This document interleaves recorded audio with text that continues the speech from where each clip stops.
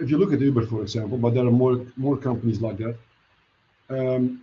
They exist off their app, and I think the services within the app will grow exponentially towards the future. If you look at a company like, can I use their name?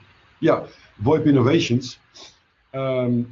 They have developed an app that will enable you as a consumer to use telephone numbers wherever you are, so you can have a local presence. That's a simple one. But we're the enabler behind that engine. So we only try to, well, we don't try to, but we only deliver our solutions to telcos and the larger resellers. But mostly in the future towards software developers that come with a value-added service. Now, if you look at IoT, there are many initiatives going on. We even have been involved in a small pilot to supply numbers for an app that's connecting home devices. I think there will be many more like that, because I think we will all be directing our lives from our mobile phone or our laptop, and we will be the enabler behind that. SMS, for example, is still huge and still growing in authorization, for example. If you want to connect an app to a platform somewhere in the world, they would like to identify you. They can do that through your phone number, but they also want to know that you are actually holding the device. So they'll send you a text and you have to reply to that, for example. Or they send you a text with a password. There are also two different ways. If you look into Europe, that is different than the US. Yeah. So if you look into Europe, you see that also people use WhatsApp, but if you look into the US, you see that people use more SMS.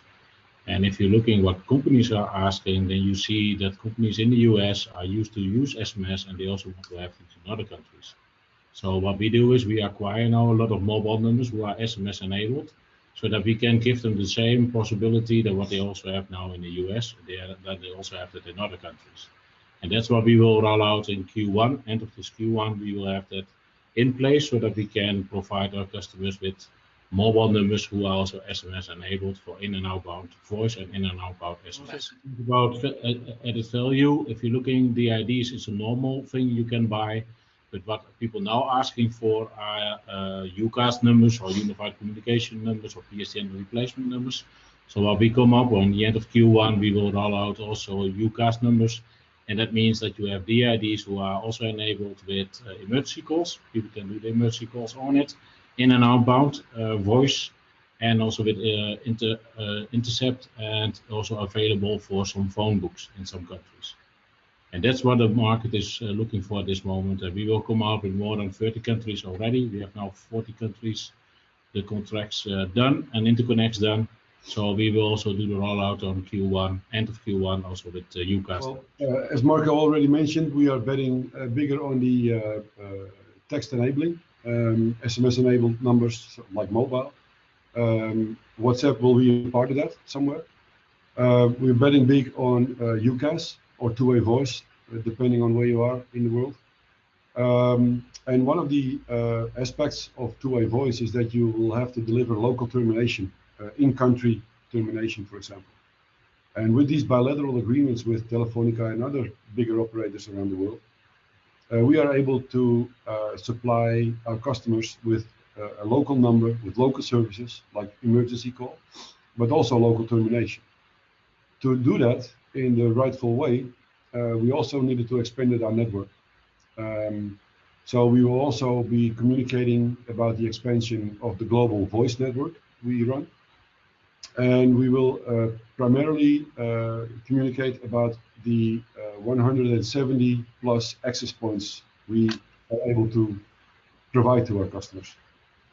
So customers can connect with us through 170 access points around the world to have direct connections. Well, there's a lot more. We talk about with the larger operators also. They see their market change. There's a lot of initiatives going on in IoT, of course. OTT, depending on where you're from. But for us, I think the next 1 to 2 years will be focusing on expanding our portfolio even further, adding additional services to that. Because if you have a number, that's one thing, and we can switch that number and we can connect with you around the world. But if you want to move that number, you need to know about regulations. And you also need to know if you're able to port that number, for example. So we also deliver those kind of value-added services to our customers. It's a non-worry type approach where the customers can talk to us and we'll take care of the whole migration or procedure with regulatory agencies around the world. The regulations, what Johan is telling us, is changing. So also we will be operator in a lot of countries. We have our own licenses. We buy our own number blocks. We implement it with operators there locally, and then we can resell these numbers to our clients. So if you're looking to Africa, you see that a lot of countries, they are not open right now. So we discussed that with the regulators to get the license in these countries, to get our own number blocks, and then we can resell it to our clients.